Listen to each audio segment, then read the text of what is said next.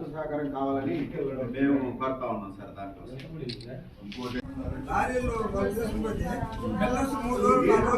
Transport లేకుండా ఇబ్బంది పెడతాం. ఆ ట్రాన్స్పోర్ట్ ఇబ్బందుల నుండి కూడా మీరు చూడు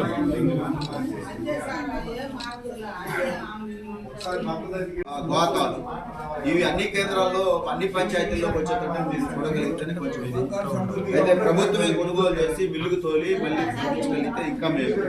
అది ప్రభుత్వమే బాధ్యత తీసుకోవాలి. అలా ఆదుకోకపోతే విషయం చెప్తే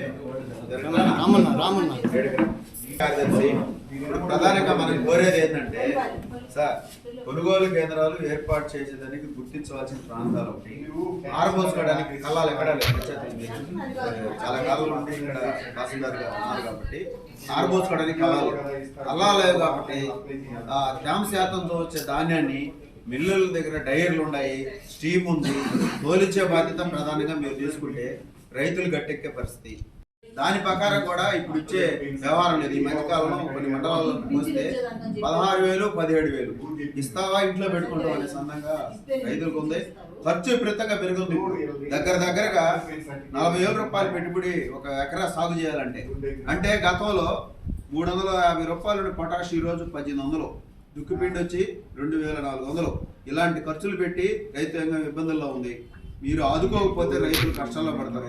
అందుకోసం అన్ని మండలాల్లో ఈరోజు అర్జీని సమర్పిస్తున్నాం.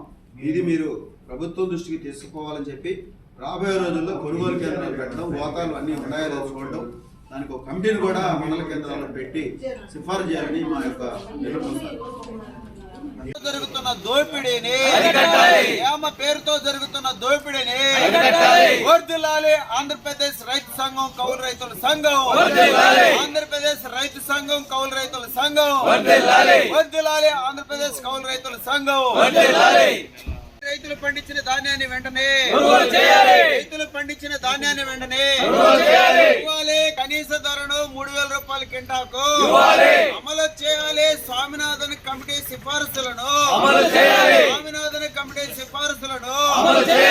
వెంటనే ఓపెన్ చేయాలి. కొనుగోలు కేంద్రాలు ఓపెన్ చేయాలి. కొనుగోలు కేంద్రాలు ఓపెన్ చేయాలి. కొనుగోలు కేంద్రాలు మద్దతు రేటును కింటాకు 3,000 రూపాయలు ఇవ్వాలి. మద్దతు రేటును కింటాను 3,000 రూపాయలు ఇవ్వాలి. గతంలో తోలుకుపోయిన ట్రాన్స్పోర్ట్ ఛార్జీలు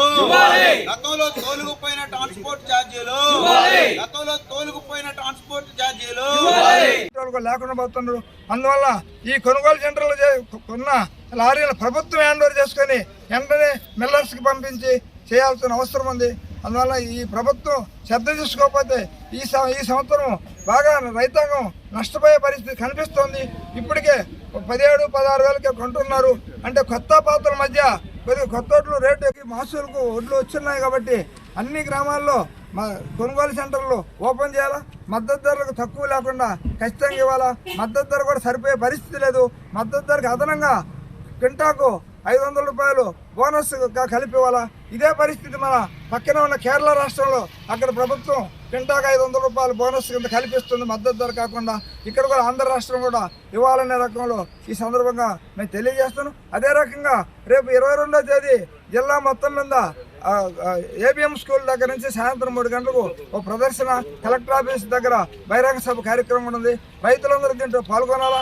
మద్దతు ధరలను సాధించుకునే దానికి పట్టుబట్టాలని తెలియజేస్తున్నాం. అయితే ప్రభుత్వం మేనమేసాలు లెక్కిస్తా కొనుగోలు సెంటర్లు ఓపెన్ చేయకుండా వాళ్ళు డలార్లు ఎంతకంటే అంత కొంటున్నా కూడా చూస్తామన్నారు. అటు చూస్తే మేము పోరాటాలు చేయాల్సిన పరిస్థితి వస్తుంది. అంటే C2+50% అని అంటే మనకు వ్యవసాయ ఉత్పత్తులకు సంబంధించిన ఎరువులు, విత్తనాలు, పురుగు మందులు ఇవన్నీ ఒక భాగమైతే దాని మీద రైతులు కావచ్చు, వ్యవసాయ కార్మికులు పెట్టుకొని చేసిన కూలీలు వీళ్ళందరూ రెండో భాగం అయితే వీటి మొత్తాన్ని కలిపితే ఒక 100 రూపాయలు ఖర్చు అయితే దానికి అదనంగా 50% కలిపి 150 రూపాయలకు మార్కెట్లో పంట అమ్మాలనే రకంలో ఆయన చెప్పాడు.